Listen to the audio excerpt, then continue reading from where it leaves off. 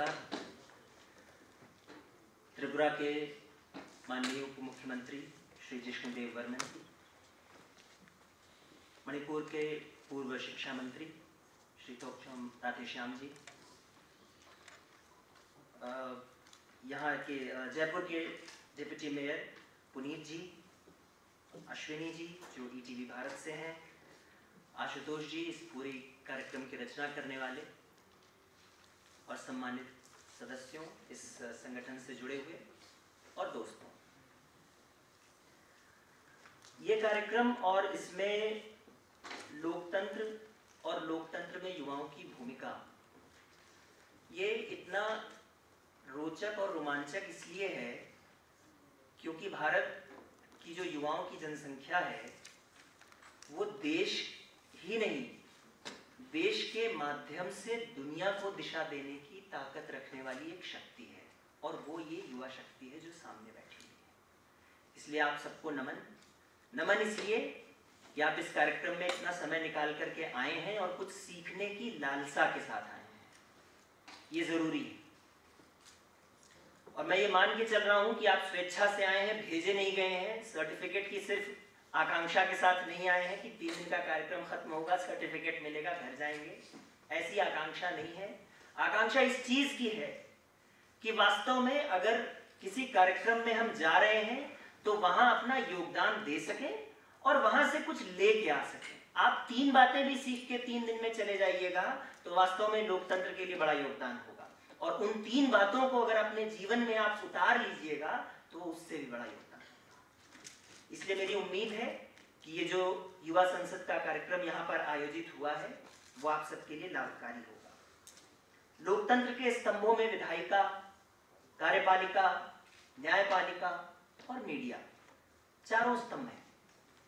पर लोकतंत्र बोलते ही सबसे पहले निशाने पर आने वाला जो स्तंभ है उसके प्रतिनिधि भी हमारे यहाँ पर बैठे हुए हैं, और वो है हमारी विधायिका के लोग।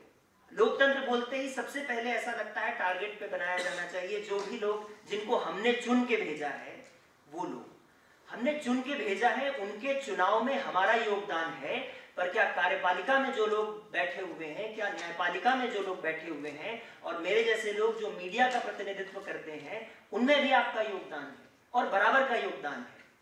क्योंकि जो लोग कर दे रहे हैं, इस देश का शासन चलाने वाले, इस देश का तंत्र चलाने वाले हर व्यक्ति में आपका योगदान है, और स्टेक आपका उतना ही है जितना सिर्फ विधायिका में अगर आप समझते हैं आपका है।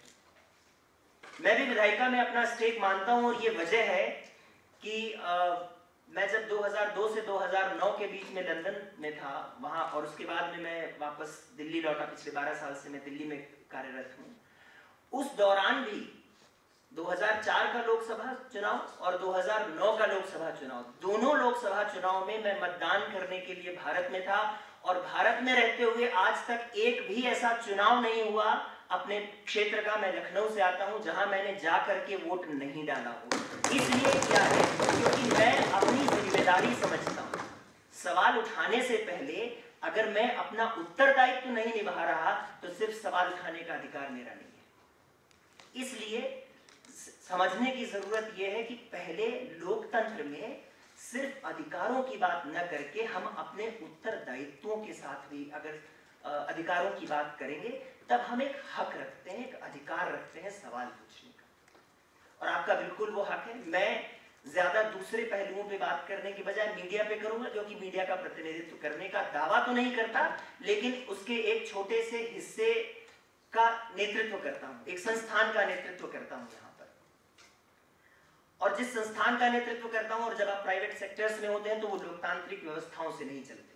लोकतांत्रिक व्यवस्थाओं से चुनाव नहीं होते कि एडिटर हमारा लोकतांत्रिक पहल से और लोकतांत्रिक तरीके से चुना जाएगा कि जिसको ऑफिस के 25 लोगों में 20 लोग वोट कर देंगे वो कल को एडिटर बना दिया जाएगा। लेकिन जब आप प्राइवेट संस्थाओं में रहते हुए भी जब ये समझ सकें कि लोगों के विचार की एक अहमियत होती है और उसका सम्मान किया जाना चाहिए, ये लोकतंत्र की मूल भावना का सम्मान है।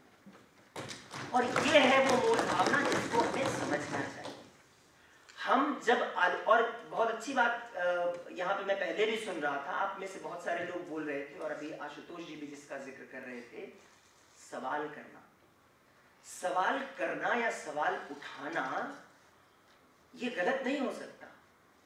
मंशा से जरूर जुड़ा होता है कि आप किस मंशा से वो सवाल उठाना चाह रहे हैं या वो सवाल कर रहे हैं, लेकिन सवाल अगर सुधार की ओर ले जा सकते हो तो वो सवाल जरूर उठाए जाने चाहिए। ये संभव है कि आप एक तरह की विचारधारा को पसंद करते हो, आप दक्षिणपंथी हो सकते हैं, आप वामपंथी हो सकते हैं, आप मध्यमार्गी भी हो सकते हैं, पर यह ध्यान रखिए कि आपकी विचारधारा का प्रतिनिधित्व करने वाला जो चेहरा आपके सामने है वो चेहरा प्रश्नों से परे नहीं होना चाहिए।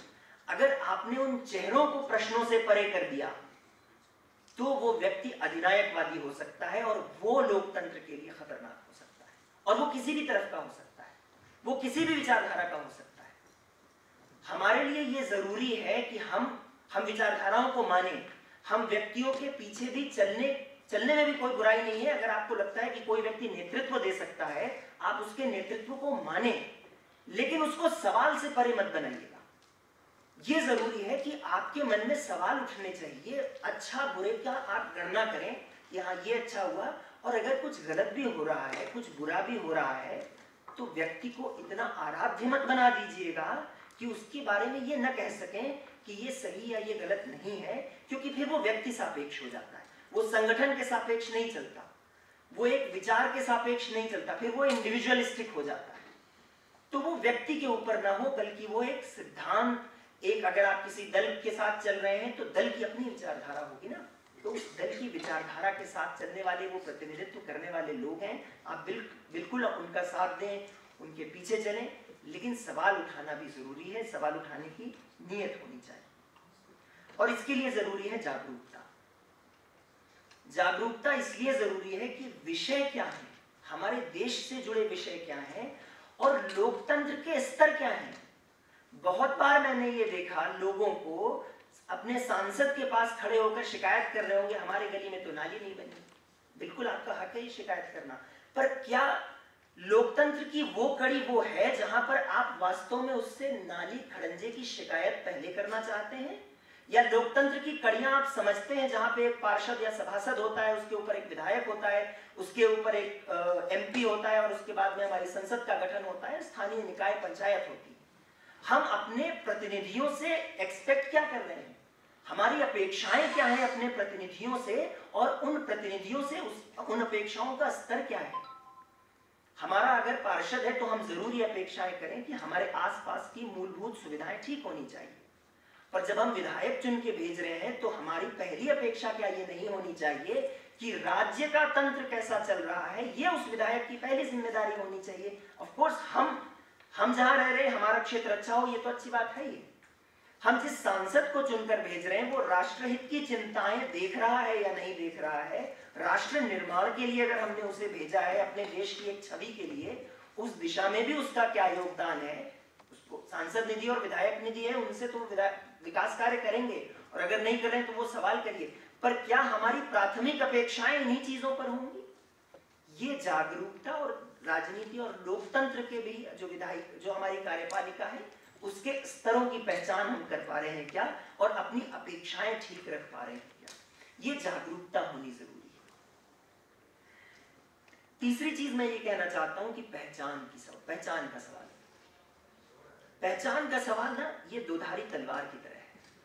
आप ये भी कह सकते हैं ये हमारे समाज को तोड़ रहा है, हमारे समाज को बांट रहा है। हमारी जातीय पहचान अगर है तो हमारे समाज को तोड़ रहा है, मैं उस जाति का हूं और मैं उसी जाति के पीछे चलना चाहता हूं। ये एक पहलू है, पर क्या इसका दूसरा पहलू ये नहीं है कि उसी जातीय पहचान के अंतर्गत जो लोग ऐतिहासिक रूप से अगर पिछड़े रह गए, उन्हें अपनी जातीय पहचान को समझकर उसके बारे में काम करके उसको आगे ले जाना चाहिए और उसकी अपेक्षा करनी चाहिए। यह भी उसका दूसरा पहलू है। तो जातीय पहचान को आप सकारात्मक या नकारात्मक किस ढंग से इस्तेमाल करना चाहते हैं, यह अहम है उसमें। कि हमारी जातीय पहचान को लेके या तो हम ये कह सकते हैं कि मैं अपनी जाति के व्यक्ति का ही चुनाव करूंगा, वो योग्य हो या अयोग्य हो, क्योंकि मेरी जातीय पहचान से जुड़ा हुआ है। यह खतरनाक हो सकता है।